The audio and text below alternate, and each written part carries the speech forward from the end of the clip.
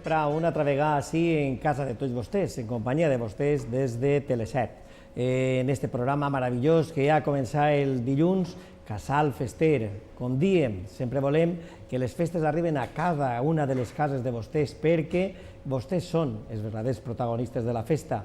I, bueno, al voltant de la festa, moltíssimes coses. I no podia faltar el que és la música. I en particular, aquesta música tradicional, aquesta música que realment no seria festa si no tinguérem aquest tipus de música i no existiria aquesta música si no tinguérem la festa. Estem parlant de la música i de l'instrument, del tabal, de la dolçaina, aquesta música que ha amenitzat infinitat de festes, bous, processons, dansaes, cantaes, de tot arreu. I anem a parlar d'un grup musical, d'una escola musical molt interessant i peculiar, perquè anem a parlar de lo que és i com funciona l'escola de tabal i dolçaina i de cant valencià de Junta Central Fallera. I per això també anem a tindre un convidat avui d'excepció, un convidat que és el professor i coordinador d'aquesta escola de Junta Central Fallera, Domingo Llopis. Domingo, bona vesprà. Muy buenas tardes, Manolo. Hauràs vist que estem dient que la dolçaina és importantíssima en la festa i que la festa també ha sigut i és importantíssima per a la dolçaina. Com veus tu avui en ple, no sé, ja en el 2009, acabant el 2009, 2010 i aquest inici, com veus tu aquest instrument tradicional, aquest instrument de fa tantíssims anys, de quina manera el veus en l'actualitat? Pues vivo y con una energía grandísima, con un desarrollo, ahora precisamente con la oficialización de la dolçaina, todavía más. La gente está apostando mucho más por el instrumento, se está desarrollando muchas más actividades con los instrumentos y la verdad que muy contento. Això d'oficialitzar l'instrument significa que d'alguna manera s'adquireix una professionalitat distinta a la que se tenia o una categoria distinta dels músics de dolçaina? Hombre, para mí la categoría del músico siempre ha estado. Lo que pasa es que ahora vamos a estar más reconocidos ante la sociedad porque tendremos nuestras titulaciones como cualquier otro músico y podremos ir a los sitios y con nuestros títulos hacer más trabajo. Los títulos también significan el haber pasado por unos centros y haberse formado de una manera reglada. Molt bé. Domingo està parlant d'aixos centres oficials, d'aquesta ensenyança reglar i regular des de la pròpia Conselleria d'Educació i que avui forma part també d'aixos plans d'ensenyança educatius a nivell musical en conservatoris i altres bandes i en altres escoles. Important perquè d'alguna manera, com tu dius, s'està donant-li una categoria, una professionalitat, d'alguna manera, com jo dia també, se li està donant aquest espai necessari que tenia que tindre un instrument tan característic per a nosaltres com és la dolçaina. Sí, sí. Y además eso hace que todavía los profesores se formen mucho más y que la calidad de la educación sea mucho mejor. Cuanto más formado esté ese profesor que ha pasado por un conservatorio, a la hora de impartir las clases, eso también repercute de una manera muy positiva en la educación que reciben los alumnos. Això en quant a lo que estem parlant del tema de la dolçaina. Correcte. Perquè el que és el tabal o el que és el tambor o el que és tal, això què entraria? Dins de lo que és la percussió?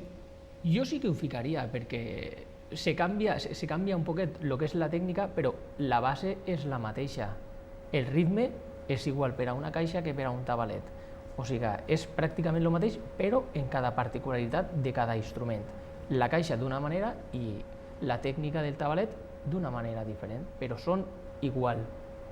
Jo vos tinc que donar l'enhorabona tant a tots els dolçainers, sobretot la gent jove que heu estat ahí peleant, a la pròpia federació també de dolçaina, que també ha treballat moltíssim, la pròpia federació de folklore de la Comunitat Valenciana també, i per fi s'ha aconseguit. Ara el que sí que hi ha que demanar és aquesta presència, podríem dir, massiva, obligatòria, en tots aquests centres, posant a l'abast de tots aquells xiquets o aquells joves que vulguin aprendre, que no tinguin pega de trobar aquest professor a l'hora de voler aquesta especialitat, que en cada centre estiguera un professor. Seria ideal a veure si ho aconseguim.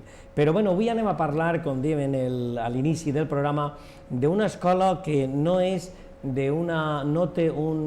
arreglada oficialment, no s'imparteixen uns títols oficials que d'alguna manera li dona aquesta professionalitat, però sí que és cert que també se reparteixen uns títols d'assistència, uns títols de perfeccionament i sobretot digna de respectar i d'admirar. És aquesta escola, com diem, de Junta Central Fallera, l'escola de Tabal i Dolçaina i de cant de Junta Central Fallera.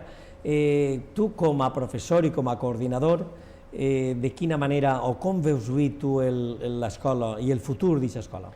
Pues yo, como antes, la veo viva, porque desde hace unos 4 o 5 años he visto, porque estoy allí, la evolución que está teniendo la gente, tanto por parte de la Federación de Folclore como de la Junta Central Fallera, como de los propios alumnos, que se está moviendo, la gente se está apuntando, estamos haciendo cosas y, en fin, todo eso va destinado a los alumnos. Por parte de la Junta Central Fallera, las instalaciones, luego la Federación está poniendo los profesores y los alumnos están poniendo lo más importante, las ganas, el interés para ir a las clases y luego, claro, hacemos clases y también hacemos las actuaciones, que es ahí donde la gente nos ve y yo creo que es por eso por lo que la gente también se está apuntando, aparte de por la calidad buena que tienen los profesores que hay allí dando classes. Jo recorde quan fa 10 anys, o més o menys, fa 10 anys, començà aquesta escola i recorde que l'entonces vicepresident de Junta Central Fallera, encarregat de l'àrea, que era Pepe Chiral, l'amic Pepe Chiral, pues jo recorde que el seu objectiu era això, era el que tot el món tinguera en la seva comissió de falla aquest dolçainer per a la festa, com deia jo abans, o que tot el món tinguera aquest tabaleter per a aquesta exaltació de la seva fallera major. En definitiva, que dotar-lo d'algo a la vegada que una vegada més se recorria al món de les falles per a no perdre aquestes tradicions. Hi ha molts alumnes? Moltíssims alumnes. Hi ha més o menys ara uns 120. Dic ara perquè encara la gent s'està apuntant. O sigui que més o menys encara, potser una setmana, 2 setmanes, donem més de plaço per a que la gent continuï apuntant-se, per als que vulguin, tant en l'especialitat de tabalet, de dolçaina com de cant d'estil. Estem de dilluns a dijous de 6:30 a 8:30 en tabalet i en dolçaina i de dilluns i dimecres de 6:30 també per al cant d'estil. Ha hagut un increment d'alumnes, se nota un increment, un interès? Sí que se nota un increment i un interès en la gent. I en el tema del cant també se veu, s'observa que va tenint més alumnes? També perquè inclús des de la pròpia escola molta gent, hi ha alguns que han fet concursos i han guanyat. Alumnes de l'escola de Junta Central Fallera han anat a concursos de cant d'estil i han obtingut premis. O sigui que la gent se forma, aprèn i després va per ahí i el seu reconeixement té. Sí que és de veres, el passat concurs de cant d'estil o de cant valencià que es feu a Mislata va ser una alumna de Junta Central Fallera la que es va guanyar i se guardó i se primer premi i de més. Per tant, sí que és de veres que se realitza una bona activitat.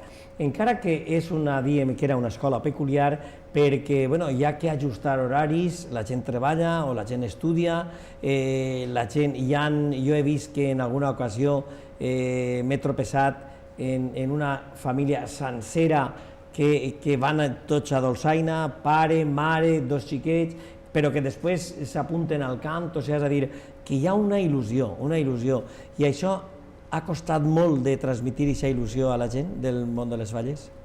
La gent ve amb ganes, i és continuar i mantindre que tinguen aquesta gana, si no, no vindrien. La gent té ganes i per això ve, i nosaltres l'únic que fem és potenciar a la gent que en aquestes ganes disfrute i aprenga. Sobretot que disfrute i que aprenga més encara. Algun requisit especial per a poder recibir aquestes classes en junta o